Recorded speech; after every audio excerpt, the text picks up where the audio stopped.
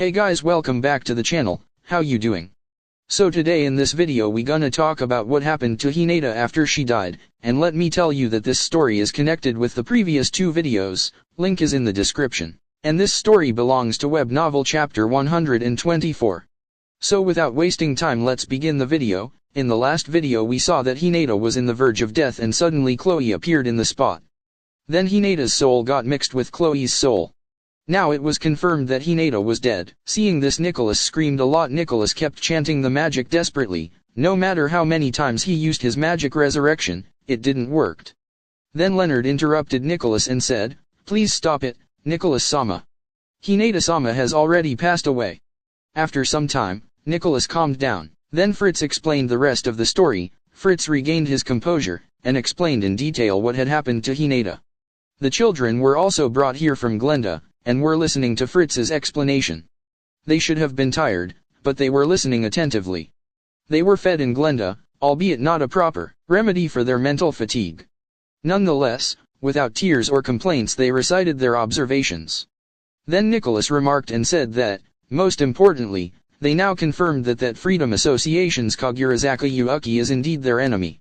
And let me tell you that, after Hinata fought with Rimuru, Hinata was able to dispel the parasitic thought manipulation that was set by Yuki and decided to attempt a rescue mission to save the children, as to prevent them to be similarly manipulated.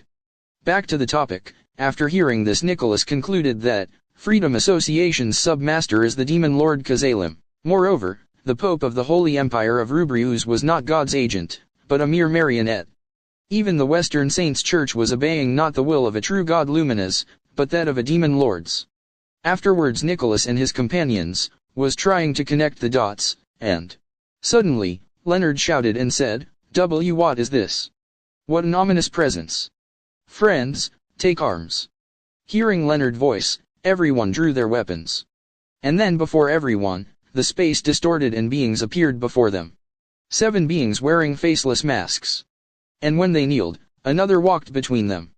A beautiful girl. Her eyes were a beautiful heterochroma, lit in a blue and red light.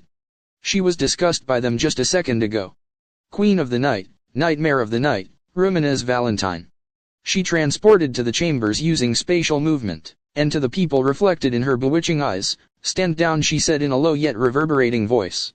For the knights, even if the one before them was the Pope himself, none would profess to have thought it a good time to relax. But before this demon lord's presence, none could disobey. Strength gone from their bodies, they dropped their blades and bowed before her. Seeing this, her mouth curved in a small smile revealing a pair of white fangs. She was indeed the vampire princess. Then she said that she will bath in Yuki's blood, she wants Chloe back. Then she asked Nicholas to accompany her. And while they were having their conversation, suddenly, a voice echoed, "Don't go killing me off that quickly." The words came from behind Luminous, from the entrance to the chamber. Long black hair gathered in the back, wearing light equipment. A beautiful girl. The hero stood there. "Chloe." Luminous declared happily. "Sorry Luminous, I'm not Chloe right now. Right now it's Hinata." Then Luminous asked, "Where is Chloe?" In response Hinata said, "Chloe is asleep. When we fought we were able to truly awakened. My skills were integrated and power assimilated. Though it took a while, we seem to have fixed all distortions. And now that my soul has been absorbed by the Chloe of today, the me who has journeyed for so long with Chloe has awakened. Unfortunately, I am an extra existence and would soon disappear. Which is why I came to say goodbye."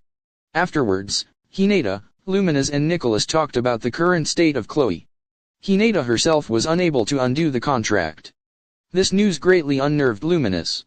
Then Hinata added, "But there may be other options when we awaken as a hero. According to our contract we will be released when Yuuki makes 3 wishes. We cannot oppose him until he makes these 3 wishes. There's no problem in revealing things like this though. There are things I can't mention though. Once he makes the 3rd wish, we can rip him to shreds, which is why he won't make the 3rd wish, you see. In other words, he can't go around using the hero as he pleases." After sharing this information to Luminous and Nicholas, Hinata said, "It's time to go." And as her soul was going inside Chloe, a cold voice was heard, "Wait." It was the voice of Luminous. She said to Hinata that she will test her Asmodeus skill over Hinata for her revival. Then Luminous shouted rebirth. And two parts of Hinata's soul, from the hero of future and past, came together and were joined by Asmodeus. And thus Hinata was reborn and hero Chloe was born without a foreign soul inside of her. Hinata and Chloe were now perfectly separated. They were once one and now walked separately. And with this miracle the hero's egg inside of Hinata was passed down to the Chloe of the future. Therefore it was the true birth of the hero, Chloe Obel. So guys, this was all for today's video. Thanks for watching.